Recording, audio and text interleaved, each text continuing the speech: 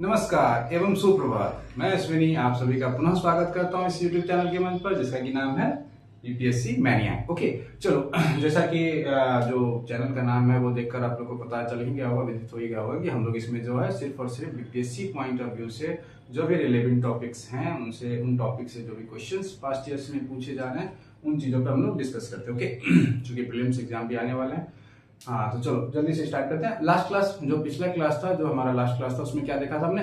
Parts यानी glimpse या overview of parts of the constitution. Sorry, तो हम लोगों ने उसमें ऐसे पार्ट 11 तक देखा था। वैसे तो मैंने पार्ट 17 तक बता दिया था, तो वो क्लास क्या दैट बिकेम टू लेंथी, सो मैंने उसे कट आउट कर दिया था। ठीक है, तो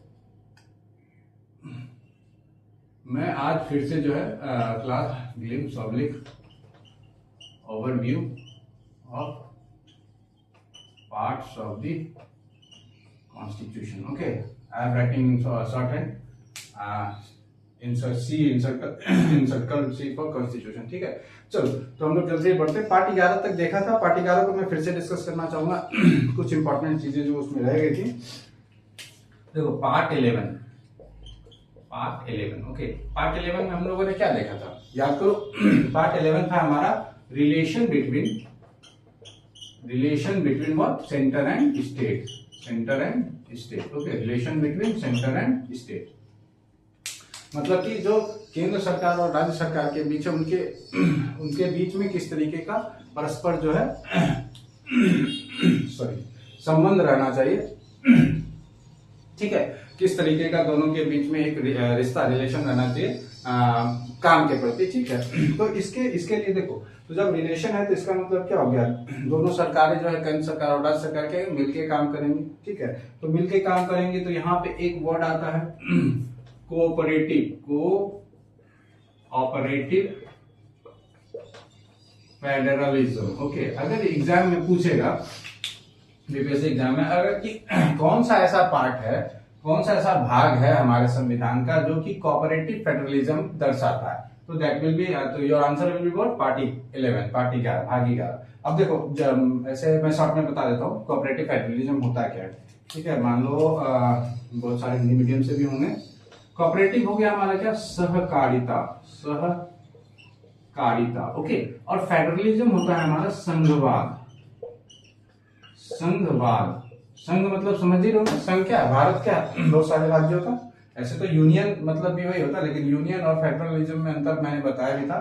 खैर उसको अभी डिस्कस करूंगा तो फिर ये क्लास डिले हो जाएगा, लेंदी हो जाएगा। ओके, तो संघवाद, तो यहाँ पे क्या होता है कि जो फेडरलिज्म है, संघवाद है, उसका यह मतलब क्या है कि ये एक ऐसा प्लेटफॉर्म है, ऐसा क्या कहते हैं प्लेटफॉर्म। ठीक है, जहां पे केंद्र सरकार और राज्य सरकार क्या है वो मिलकर काम करती है बिना एक दूसरे के कार्य क्षेत्र में हस्तक्षेप किए हुए। ठीक है, तो फेडरलिज्म क्या होगा? Where it is a platform, ठीक है, where central and state government both works together without having interference in their respective areas को। ठीक है, जो भी कार्य क्षेत्र है।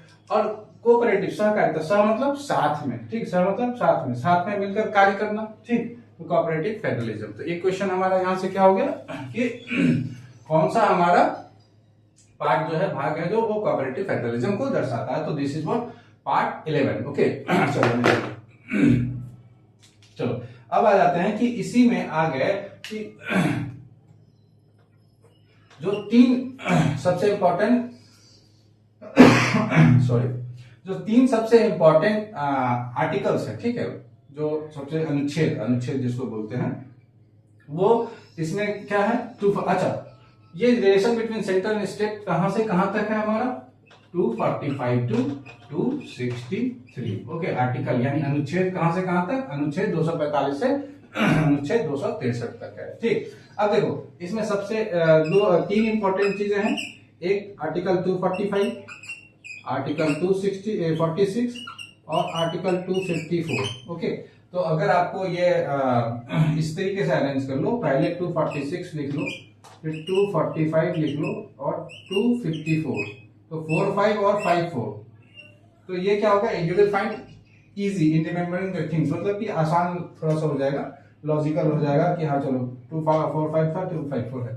ठीक ऐसे मैं सीरियली ही डिस्कस कर दे रहा हूँ क्योंकि स्टार्ट भी 245 से। तो 245 हमारा क्या बोलता है कि जो चूंकि relation between centre and state पर है, इसको भी ध्यान रखना। तो यानी कि जो लॉज है रिलेशन में, अच्छा हाँ एक चीज और सॉरी, तो रिलेशन मतलब किस टाइप का रिलेशन यहाँ पे बात हो रहा है, जो हमारा ये रिलेशन है ये सेंटर और स्टेट में किस टाइप का रिलेशन ये पार्ट 11 बोलता है।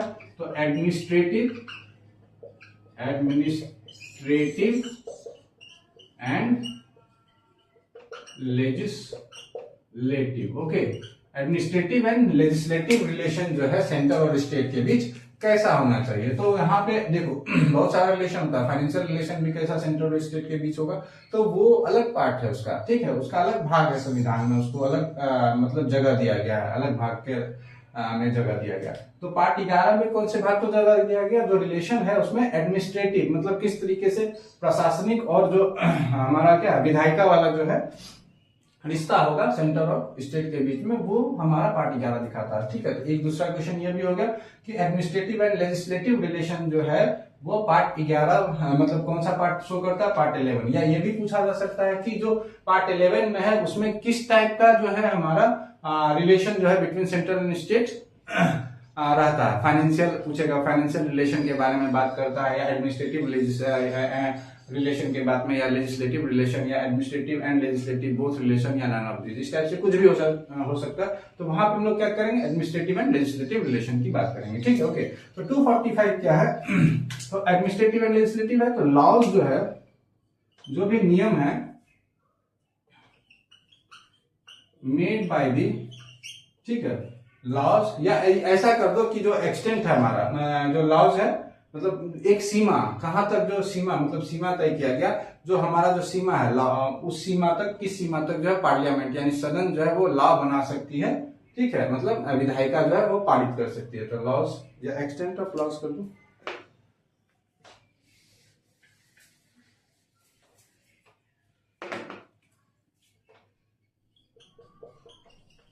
extent of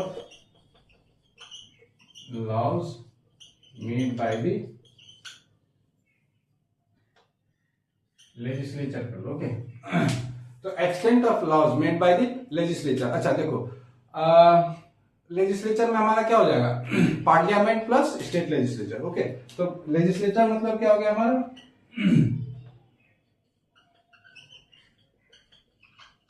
parliament plus state legislature, ये एल हो गया हमारा लेजिस्लेचर। Okay, legislature. तो चूंकि सेंटर और स्टेट दोनों की बात हो रही है ना, तो लेजिस्लेचर में हमारा क्या हो गया, पार्लियामेंट में भी है हमारा। ठीक, पार्लियामेंट मतलब लोकसभा राज्यसभा होता है ना। पार्लियामेंट क्या है, 3 चीजों से कम है, ये बीपीएससी में आया भी है, मैं शॉर्ट में बता दे रहा हूँ, एकदम मार्क कर लो कि हमारा जो सदन है पार्लियामेंट है वो कितने मतलब उसमें क्या क्या इज कंप्राइज ऑफ, उसमें क्या क्या रहता है। तो आप बहुत लोग क्या करते हैं, सिर्फ लोकसभा और राज्यसभा लिख देते, तो that is wrong. Actually it is what compose of, एक तो हमारा राज्य लोकसभा राज्यसभा तो है, तीसरा हमारा प्रेसिडेंट। ठीक है, तो तीनों मिलके जो है वो हमारा एक पार्लियामेंट का ये सदन का जो है प्रारूप तैयार करते हैं। ठीक है, तो याद रखना ये पूछा भी गया है, मैं फिर से कर रहा हूँ, पार्लियामेंट में हमारा क्या है, is comprise of what, Lok Sabha Rajya Sabha and president. ठीक है, तो यहाँ पे पार्लियामेंट में जो भी मतलब जो भी लॉज या एडमिनिस्ट्रेटिव और लेजिस्लेटिव जो भी रिलेशन होगा, तो एक्शन किस सीमा तक जो है वो लॉज बना सकती है। ठीक, या तो पार्लियामेंट या स्टेट लेजिस्लेचर। अब उस सीमा का जो है यहाँ पे ये जो सीमा है, ठीक है, अब इस सीमा को आप लोग किसी और सीमा के अच्छी से मत समझना, सॉरी थोड़ा थोड़ा बीच में मजाक चलना चाहिए। ठीक, चलो एक्सटेंट। तो इस सीमा को जो है वो डिस्क्राइब किया किसने, आर्टिकल 246 ने। ओके, आर्टिकल 246 ने, आर्टिकल 246 क्या कहता है मतलब कि यहाँ पे मतलब जो किस सीमा में मतलब जो एक्सटेंट है, किन किन कार्य क्षेत्रों में सेंट्रल गवर्नमेंट जो है वो मतलब लॉज यानी विधायिका बना सकती है, किन क्षेत्रों में हमारा स्टेट राज्य सरकार बना सकती है, और ऐसे कौन से सब्जेक्ट्स विषय हैं जिन पे हमारे जो है सेंट्रल और स्टेट दोनों लॉज बना सकते हैं। तो इसमें क्या हो गया हमारा लिस्ट के रूप में आता है। ठीक है, लिस्ट क्या क्या, central list, central list, state list और concurrent list, okay. Central list, state list and concurrent list. तो एक तरीके से क्या हो गया, ये डिवीजन ऑफ पावर्स बता रहा है कि मतलब ये क्या बता रहा है हमारा, डिवीजन ऑफ पावर्स बता रहा है, ओके। ये क्या बता रहा है, डिवीजन ऑफ पावर्स बता रहा है बिटवीन सेंट्रल, मतलब कि division of powers in terms of what, in terms of with respect to what, मतलब जो किन विथ रेस्पेक्ट टू सब्जेक्ट्स कर लो, डिफरेंट सब्जेक्ट्स, ठीक है, with respect to different subjects. यानी कि डिवीजन ऑफ पावर्स की जो सेंट्रल लिस्ट है उसमें जो भी सब्जेक्ट्स होंगे उस पे सिर्फ और सिर्फ राइट्स किसका, अधिकार किसका होगा, जो भी लॉ या विधायिका बना के का, उसमें केंद्र सरकार का होगा। जो स्टेट लिस्ट है उसमें सिर्फ और सिर्फ किनका अधिकार होगा, राज्य सरकार का। जो कंकरेंट लिस्ट है उसमें दोनों का होगा, ठीक है। तो अब देखो आर्टिकल 246 में हमारा एक यहां से ये भी हो गया कि डिवीजन ऑफ पावर्स हमारा कौन सा आर्टिकल बताता है, तो दिस इज व्हाट आर्टिकल 246। अच्छा, यही आर्टिकल 246 जो है हमारा 7th शेड्यूल में है,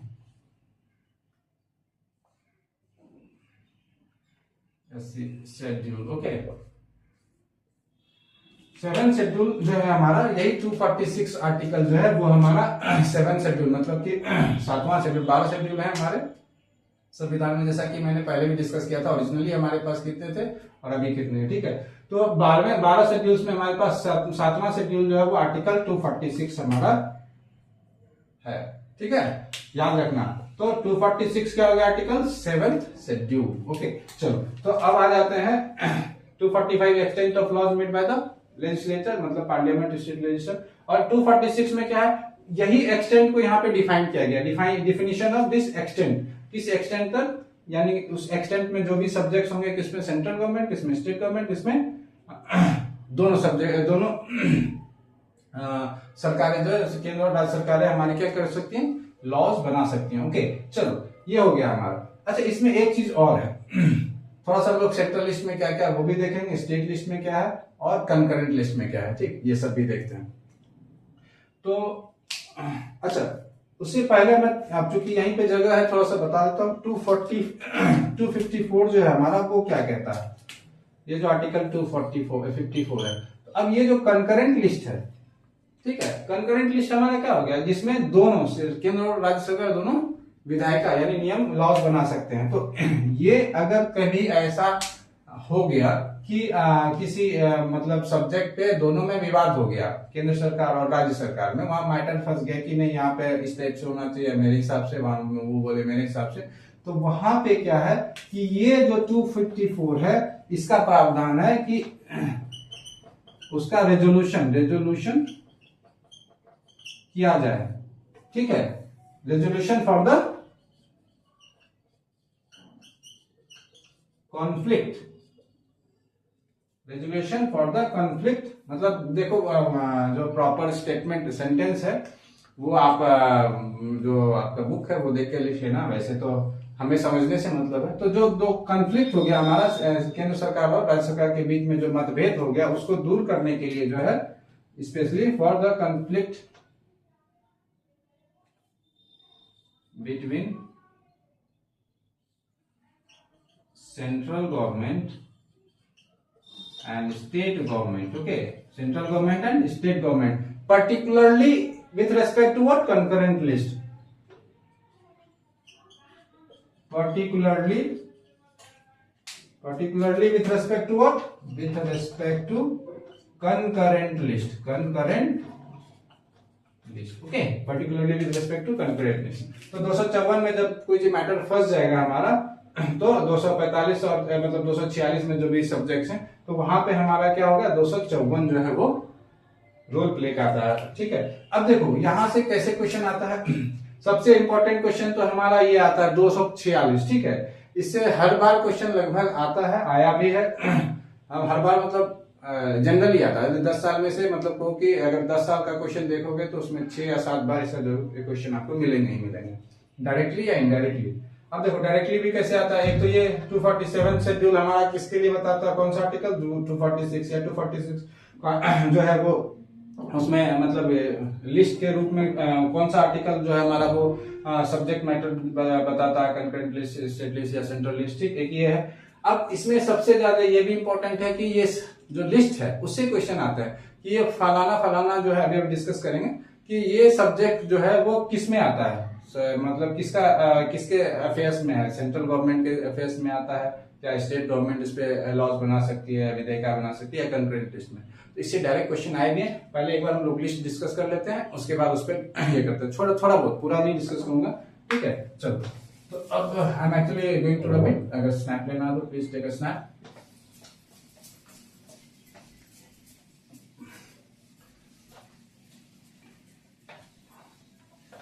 ये सूख गया एक्चुअली।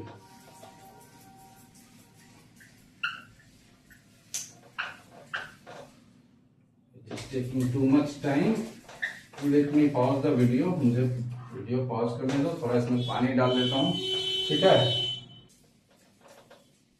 चलो, ठीक है। अब आ जाते हैं जो हमारा लिस्ट है, आर्टिकल 246। आर्टिकल 246 अनुच्छेद, आर्टिकल या अनुच्छेद, ओके। अब आर्टिकल 246 में हमारा हो गया यूनियन लिस्ट,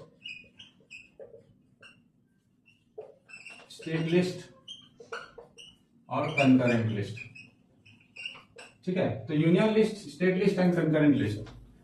तो यूनियन लिस्ट में क्या हो गया, ऐसे सब्जेक्ट्स रहेंगे जिसमें सिर्फ और सिर्फ हमारे सेंट्रल यूनियन गवर्नमेंट का क्या है, अधिकार रहेगा, कार्य मतलब उस पर विधायिका बनाने का। तो देखो, जाहिर सी बात है, सभी लोग मतलब समझ सकते हो, जो मतलब जैसे कॉमन किस क्या होता है, जो डिफेंस है, डिफेंस पे किसका राइट रहेगा, सेंट्रल गवर्नमेंट का। रेलवेज हो गया, एयरवेज हो गया, ओके, पोर्ट्स हो गया, ठीक। और क्या क्या हो सकते हैं जिसपे सिर्फ और सिर्फ हमारा क्या है, सेंट्रल गवर्नमेंट का हमारा क्या है, मतलब कार्य और क्षेत्र अधिकार हो सकता है। बैंकिंग ले लो, इसपे जो भी विधायिका बनेगा, बनाया जाएगा, वो पार्लियामेंट के जो भी हो, मतलब उसमें सिर्फ और सिर्फ हमारा क्या है, सेंट्रल गवर्नमेंट का हमारा क्या होगा कि अधिकार, वो अधिकार क्षेत्र में आएगा, उस पे जो भी विधायिका बने। अब देखो, इसमें और क्या क्या हो सकता है। अच्छा, अभी इलेक्शन का टाइम है, इलेक्शन का टाइम है, तो सबसे इंपॉर्टेंट चीज क्या हो जाता है हमारा, जो वोटर आईडी बनता है, मतलब सिटीजनशिप। तो सिटीजनशिप का डिसीजन कौन लेगा, हमारा सिटीजनशिप, ओके। करेंसी मतलब जो मुद्रा वाला होता है, पैसा वैसा जो है, उससे रिलेटेड उस पर कौन बनाता है, केंद्र सरकार ही बनाती है, एक्सेट्रा, ठीक है। तो ये अपना देख लेना। अच्छा, ओरिजिनली सबसे इंपॉर्टेंट चीज, ओरिजिनली जो यूनियन लिस्ट में था वो हमारे पास 97 से सब्जेक्ट्स था, लेकिन अभी जो है यूनियन लिस्ट में हमारा कितना है, 100 सब्जेक्ट्स हैं, 100 सब्जेक्ट, जिसपे हमारी केंद्र सरकार जो है वो क्या करती है, लॉ बनाती है, ओके। तो ये हमारा यूनियन लिस्ट है, 97 पहले था, अभी कितना है। तो यहां से क्वेश्चन कैसे आता है कि आ सकता है, पहला तो ये कि अभी जो है, जो यूनियन लिस्ट में है, यूनियन लिस्ट है, उसमें कितने सब्जेक्ट्स हैं, तो नंबर ऑफ सब्जेक्ट्स कितने हो गए, 100 हमारे, ओके। चलो, अब इसमें हमारा दूसरा क्वेश्चन क्या आता है, किस टाइप से आता है, तो देखो दूसरा क्वेश्चन ये आता है कि जो हमारा डिफेंस है, ये आया हुआ है बीपीएससी में एक्चुअली, जो अभी मैं डिस्कस कर रहा हूँ, actually it has been asking what, BPSC exam. तो डिफेंस हो गया, या रेलवेज दे देगा, रेलवेज तो सबको पता है, जैसे डिफेंस दे देगा या बैंकिंग दे देगा। तो पूछेगा कि डिफेंस आया भी है कि ये किस मतलब किसके कार्य क्षेत्र के अंतर्गत आता है, सेंट्रल लिस्ट, स्टेट लिस्ट या हमारा कंकरेंट लिस्ट, ओके। हमारा स्टेट लिस्ट, स्टेट लिस्ट में हमारा क्या है कि ओरिजिनली जो है वो 66 था, लेकिन इसको रिड्यूस करके 61 सब्जेक्ट्स जो है वो स्टेट लिस्ट में कर दिया गया। मतलब कि 61 सब्जेक्ट्स ऐसे हैं जिसपे आप जो है, मतलब स्टेट जो है, मतलब राज्य सरकार है का अधिकार क्षेत्र है, वो वही जो है उस पे लॉज बना सकती हैं, मतलब क्या कहेंगे उसको, विधायिका, ठीक है, विधायिका जो है वो बना सकते हैं। तो अब क्या क्या हो सकता है, देखो सिंपल सा बात है, एकदम थोड़ा सा अगर सिंपल सोचोगे तो पहला तो क्वेश्चन ये होगा कि कितने सब्जेक्ट्स हैं, तो 66, ओरिजिनल कितने थे, सॉरी 61, ओरिजिनल कितने थे, 66। अब देखो, जो बीपीएससी में क्वेश्चन आया है, डायरेक्ट उस क्वेश्चन का बात करता हूं मैं, कि जो पब्लिक हेल्थ सैनिटेशन है, ये किसके कार्य क्षेत्र के अंतर्गत आता है, राज्य सरकार या केंद्र सरकार या दोनों, ये आया हुआ क्वेश्चन है, you can go and check it in the previous years और previous year questions of BPSC exams, prelims exam, ठीक है। तो सबसे पहला ले लो ये public health and sanitation, public health and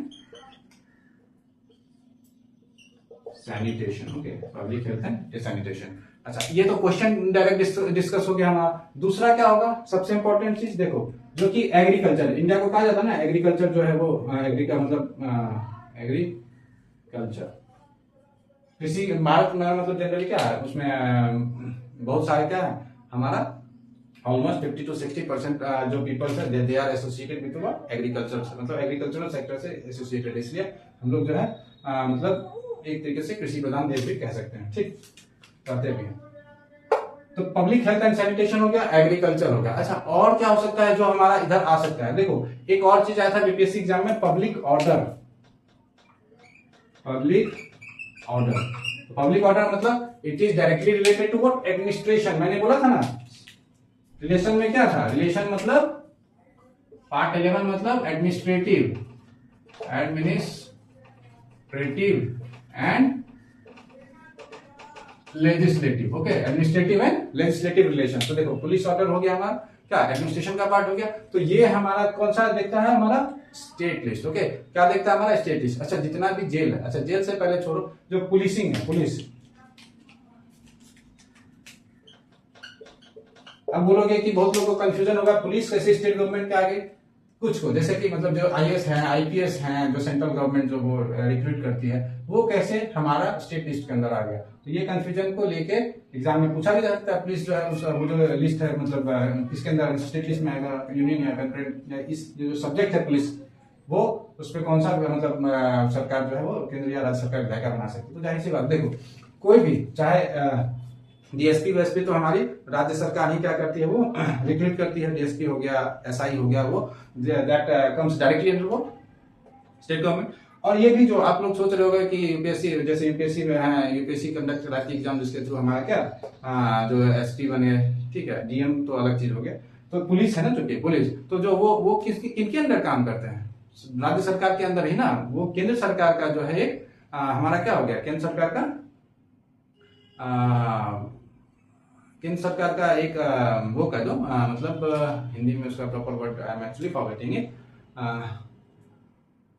representative, okay, English तो पता ही था, हिंदी में मतलब उसको भूल रहा हूँ, ठीक है। तो केंद्र सरकार का एक रिप्रेजेंटेटिव जो है मतलब एज अ एसपी आपका काम कर रहा है कहाँ पे, स्टेट गवर्नमेंट के अंदर, therefore it comes directly under what, state list. चलो अब आ जाते हैं और क्या क्या हो सकता है। पुलिस तो हो गया हमारा, पब्लिक ऑर्डर हो गया। पब्लिक ऑर्डर क्या हो गया हमारा डायरेक्टली क्या हो गया, रिलेशंस, तो रिलेशंस हो गया। अच्छा, मैंने प्रिजन्स की बात की थी, जेल भी जो है, प्रिजन्स भी क्या हो जाएगा हमारा स्टेट लिस्ट के अंदर आ जाएगा, ठीक है। अब इस तरीके से और भी है, बहुत सारा है, देख लेना अपना, ठीक। आजकल वो बहुत चल रहा है बेटिंग है, गैम्बलिंग जो ऐप के थ्रू जो होता है, तो बेटिंग एंड गैम्बलिंग भी हमारा किसमें आ गया। अच्छा, लीकर, सबसे इंपॉर्टेंट, लीकर जो शराब वराब है वो उसमें आपका मतलब उसको हाँ मैं लिख देता हूं, इंटॉक्सिकेटिंग या इंटॉक्सिकेंट लीकर्स, ठीक है। जो शराब है उस पर कौन सा मतलब राज्य सरकार ही ये करती है, नियम ये बनाती है, ठीक है। और मैंने क्या बोला था, हाँ betting and gambling,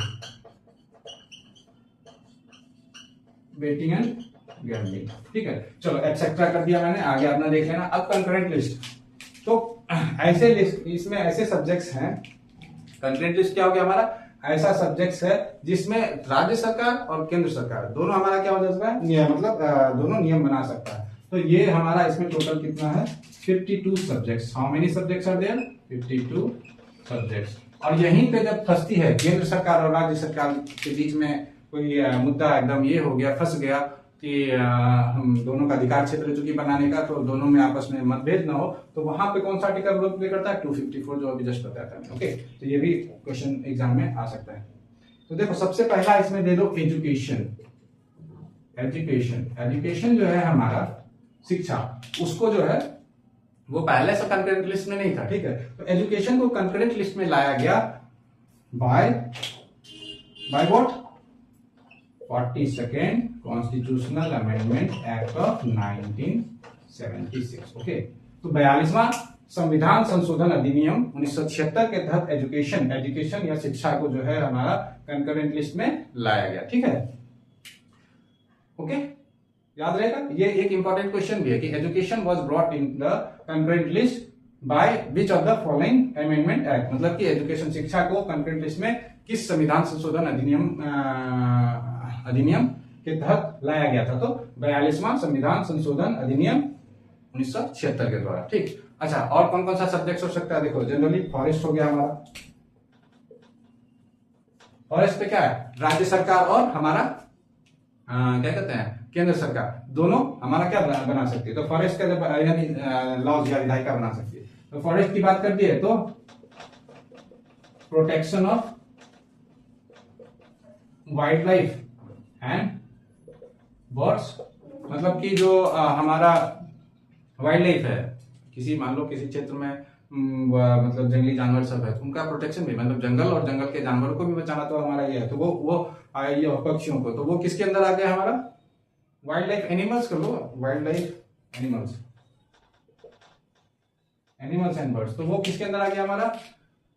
concurrent list. वहां पे सेंट्रल और स्टेट दोनों बना सकता है। ठीक है, इस टाइप से और भी हैं। अभी एक्चुअली 8:20 8:20 हो गए। एक ही पार्ट हो पाएगा। मैं तो सोचा था कि आज कम से कम 3 पार्ट ले लूंगा। 8:30 से मेरी मीटिंग है। I am sorry guys, I am stopping the class over here only. ठीक है, hope you have enjoyed the class. आशा करता हूँ कि आपको क्लास अच्छा लगा होगा। ठीक है, देखो मैं क्वेश्चंस के साथ मैं क्या करता हूँ, सॉरी टॉपिक्स के साथ क्वेश्चनों को भी, मतलब क्वेश्चंस के भी डिस्कशन हो जाते हैं यहाँ पे इस प्लेटफॉर्म पे, जो बीपीएससी पॉइंट ऑफ व्यू से इंपॉर्टेंट हैं, आए हैं और आ सकते हैं। ओके, चलो ठीक है, क्लास को लेंदी नहीं करते हैं। Wrapping up the things over here only. मिलते हैं अगले क्लास में। Till then bye bye, take care.